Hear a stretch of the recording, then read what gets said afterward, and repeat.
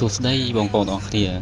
ថ្ងៃនេះខ្ញុំនាំបងប្អូនអរគ្នាមកមើលពីរបៀបនៃការកោះកវលកំប៉ុងភេសជ្ជៈ Idol ដែលត្រូវរង្វាន់ហើយភាគច្រើនភេសជ្ជៈ Idol ដែលត្រូវរង្វាន់គឺក្រវិលរបស់វានឹងគឺបែរចំជាមួយនឹងអក្សរ I បានន័យថាក្រវិលរបស់វានឹងហើយនឹងអក្សរ I ហ្នឹងគឺបែរចំគ្នាពេលដែលបងប្អូនទិញទៅអាសាមើលក្រវិលរបស់វានេះគឺចំជាមួយនឹងអក្សរ I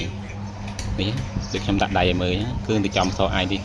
ពេលបងប្អូនទិញទៅគឺភាគច្រើននឹងត្រូវរង្វាន់គឺនៅចំនេះចឹងឥឡូវកុំឲ្យខាតពេលយូរយើងទៅកោះមើលទាំងអស់គ្នាតោះចាំមើលខ្ញុំកោះឲ្យបងប្អូនមើលថាត្រូវមែនជាមួយគាត់បាទអូខេនេះឃើញគឺត្រូវប៉ាត់មែន